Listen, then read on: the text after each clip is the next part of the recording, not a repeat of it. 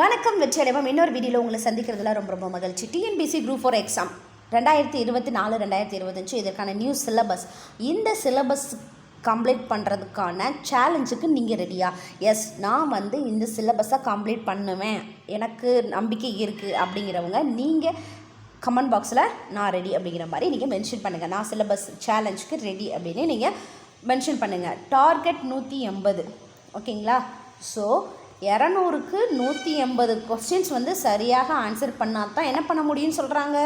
நீங்கள் டாப்பராக இருக்க முடியும், நீங்கள் டாப்பராக இருந்தால் மட்டும்தான் இந்த குரூப் 4 வேலைக்கு போக முடியும் அப்படிங்கிற மாதிரிலாம் சொல்கிறாங்க. சரி, அந்த 180 கொஸ்டின் நம்ம சரியாக எடுக்கணும்னா நம்ம என்ன பண்ணணும்? உடனே படித்து உடனே மனப்பாடம் பண்ண முடியுமா?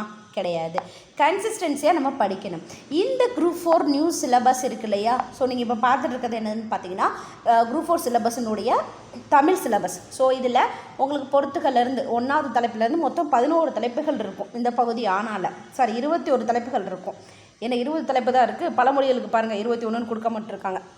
ஏன்னா லாஸ்ட் இயர் இந்த குரூப் 4 சிலபஸை சேஞ்ச் பண்ணதில் பழமொழிகள் 21வது தலைப்பாக வந்துச்சு.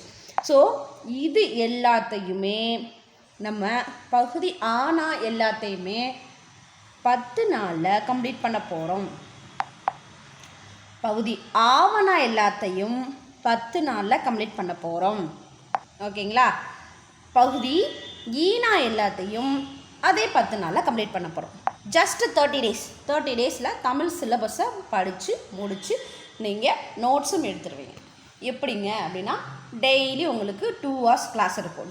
டெய்லி 2 hours கிளாஸு அல்லது உங்களுக்கு அல்டர்னேட்டிவ் கிளாஸ் இருக்கும். 10 நாள் உங்களுக்கு கணக்கு. இந்த 10 நாளில் நீங்கள் என்ன பண்ணணும்? ஒரு 10 நாள் ஃபிக்ஸ் பண்ணால் அதில் என்ன தலைப்பை முடிக்க முடியுமோ அதை நம்ம முடிச்சிருக்கணும், ஓகேங்களா?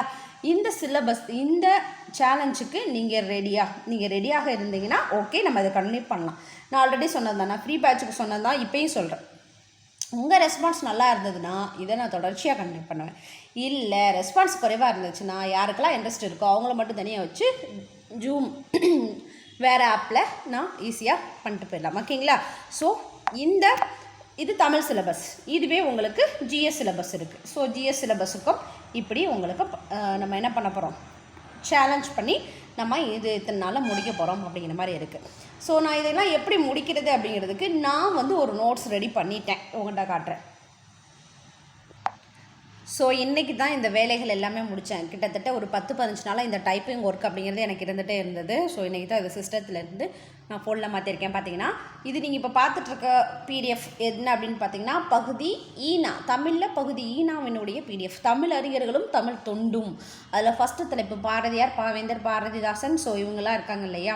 இப்போ நான் எப்போயுமே சொன்னது தான், நீங்கள் பாரதியார்னா இந்த புத்தகம் அந்த பக்கம், ஒரு பாரதியார் படித்தோம்னா 10 புத்தகத்தை எடுத்து ஒரு டைம் படித்து முடித்து நோட்ஸ் எடுத்துகிட்டு மறுபடியும் அந்த 10 புத்தகத்துக்கு வேலை இல்லாமல் தனியாக வச்சிடணும்.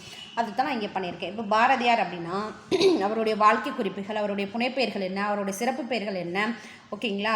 அவருடைய உரைநடை நூல்கள், கவிதை நூல்கள், சிறுகதை நூல்கள், பொதுவான குறிப்புகள், இது முழுக்க நான் என்ன பண்ணியிருக்கேன் பாருங்கள். அவருடைய சிறப்புகள் என்ன, இது எல்லாத்தையுமே நான் என்ன பண்ணியிருக்கேன்னா இந்த மேற்கோள்கள். யாமறிந்த மொழியிலே தமிழ் மொழி போல் இனிதாவது எங்கும் காணாம், இந்த கூற்றை கூறியவர் யார்? பாரதியார். டிஎன்பிசி கொஸ்டின், சரிங்களா? டிஎன்பிசி கொஸ்டின் தான் நான் மெயினாக ஃபோக்கஸ் பண்ணியிருக்கேன், சரிங்களா? அதன் பிறகு பார்த்தீங்கன்னா மாதர் தம்மை இழிவு செய்யும் மடமையை குளுத்துவோம், டிஎன்பிசி கொஸ்டின். உள்ளத்தில் உண்மை ஒளி உண்டாயின், டிஎன்பிசி கொஸ்டின், சரிங்களா? தர்மத்தின் வாழ்வுதனை சூதுக்கவும் மறுபடியும் தர்மமே வெல்லும், இதெல்லாம் டிஎன்பிசி கொஸ்டின். பாரதியாருடைய மேற்கோள்கள். ஸோ அதை அவங்க முக்கியமாக இருக்கக்கூடிய எல்லா மேற்கோள்களையும் நான் மென்ஷன் பண்ணியிருக்கேன். அதன் பிறகு பாவேந்தர், பாரதிதாசன், அவருடைய நூல்கள் என்ன, இது எல்லாமே முக்கியமான எல்லாமே உங்களுக்கு என்ன ஆயிரும் அப்படின்னு பார்த்தீங்கன்னா புக்ஸில் இருக்கக்கூடிய எல்லாத்தையுமே இது பண்ணி இது கிட்டத்தட்ட ஒரு 150 பக்கம் போகும், ஓகேங்களா? ஒரு 150 பக்கம் போகும். இது உங்களுக்கு சாம்பிளுக்கு காட்டுறேன். ஸோ நான் இதை வச்சு நான் உங்களுக்கு ஈஸியாக கிளாஸ் எடுத்து முடிச்சிடுவேன். பாரதியாரா இதை பார்த்துட்டு நான் உங்களுக்கு கிளாஸ் எடுத்தேன்னு வச்சுக்கோங்களேன், வித்தின் ½ an hourல உங்களுக்கு பாரதியார் முடிஞ்சிடும், பாரதிதாசன் முடிஞ்சிடும். அந்த ஃபஸ்ட்டு டாபிக் இருக்குது பாருங்கள், தமிழ் அறிஞர்களும் தமிழ் தொண்டுகளும், பாரதியார், பாவேந்தர், ராமலிங்கம் பிள்ளை, தேசிய விநாயகம் பிள்ளை, இப்படி முடிஞ்சிடும். இதே மாதிரி ஜிஎஸ்ஸுக்கும் நம்ம முடிக்க போகிறோம். இந்த சேலஞ்சுக்கு நீங்கள் ரெடியாக இல்லையா அதை மட்டும் எனக்கு கமெண்ட் பாக்ஸில் மென்ஷன் பண்ணிடுங்க. இன்னொரு வீடியோவில் சந்திக்கலாம். நன்றி.